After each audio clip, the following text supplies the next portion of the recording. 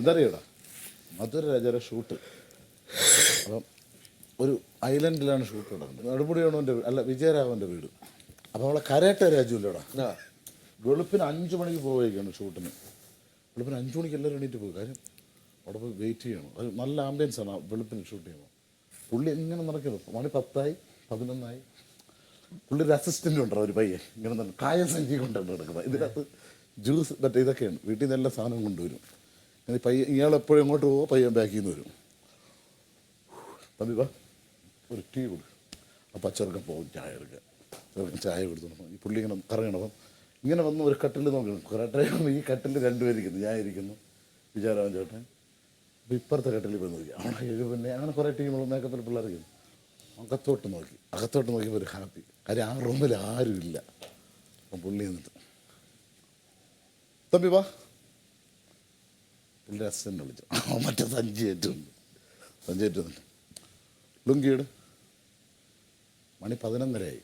രാവിലെ 5:30 വന്നു. 11:30 മണിയായി. ലുങ്കിയുടെ അപ്പോൾ ആ പയ്യെ ലുങ്കി എടുത്തു.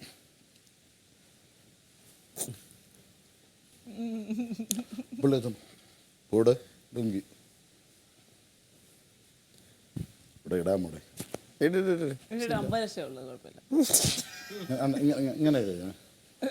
ഇതെങ്ങനെ എടുക്കണം. നീ വാ, നീയാണ് അസിസ്റ്റന്റ്. പറഞ്ഞോടാ ലുങ്കി മടങ്ങിപ്പോടാ. കമ്പേ വലിച്ചത് പതുക്കെ പതുക്കെ ഓരോ സൈഡായിട്ട് വലിച്ചത്. എന്താ എടാ എല്ലാം 4 സൈഡും ലെവൽ ചെയ്തടാ. അപ്പം മണി 11:45. അത്ര ഇത് ഇടാൻ തന്നെ 1/2 മണിക്കൂർ എടുത്തു. ഇതെല്ലാം ലെവൽ ചെയ്തതിന് ശേഷം പുള്ളി നൈസാവുന്നു.